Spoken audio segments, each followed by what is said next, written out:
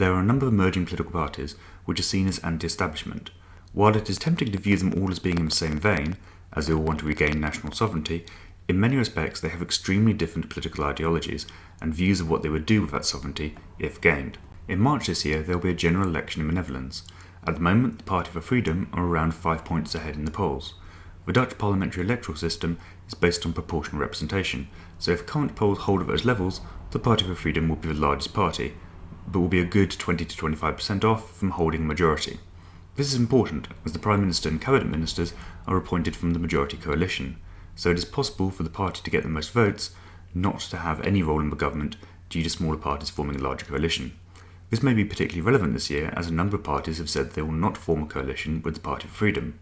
Whether they mean this, whether this is a game playing before the election, is yet to be seen.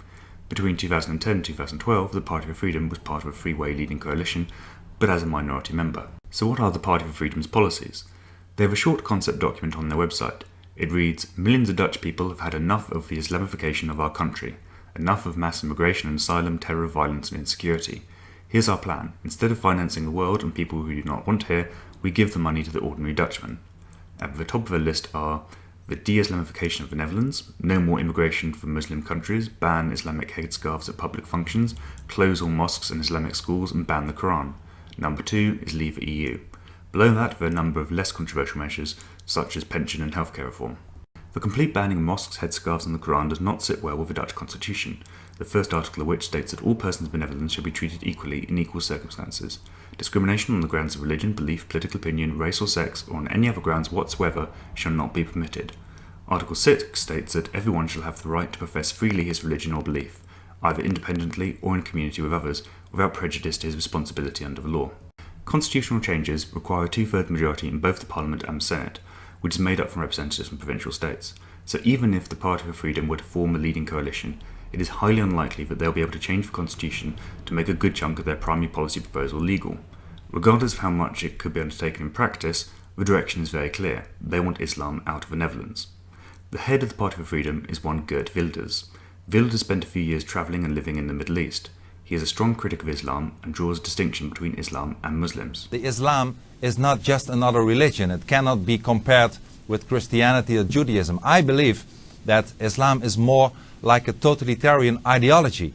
It rules all aspects of life. It wants to rule all aspects of society. It doesn't want to integrate in society, but it wants to submit. So I think it is more to be compared with other totalitarian ideologies like communism or fascism. And of course, I make a distinction between the people and the ideology. I have nothing against Muslims. I hate nobody.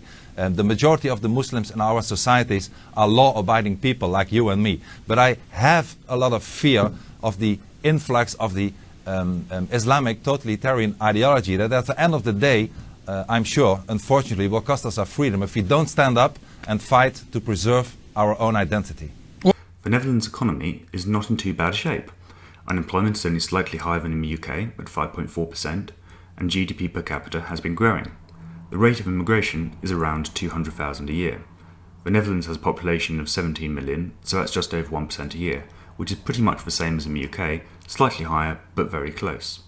So why is a party, with what would seem to someone in the UK as having quite radical policies, doing so well? Well, it's worth bearing in mind that there may be a bit of cultural difference here. While in the UK, high-profile book banning has been practically non-existent for decades, in the Netherlands, Hitler's Mein Kampf was banned until very recently. The Party for Freedom have compared the Quran to Mein Kampf, saying it incites violence. The Netherlands has also had a law in place for the best part of a decade, requiring non-EU citizens to have to learn Dutch and pass an exam within a few years of their arrival, so there has perhaps been a stronger focus on assimilation than in other parts of the EU. Ian Baruma at the Spectator argues that it may be the nature of Dutch liberalism as to why the Freedom Party are doing so well. The Netherlands has long since prided itself on its progressive approach to women's and gay rights. Many see Islam as antithetical to those rights. Another potential explanation could be how the other political parties have responded. Most have been largely silent on immigration concerns until the Freedom Party took a lead in the polls. In 2010, Geert Wilders was put on trial for hate speech. The trial collapsed because one of the three judges privately attempted to persuade a witness for defence to change his evidence. Towards the end of last year, Wilders was found guilty of hate speech and fined €5,000.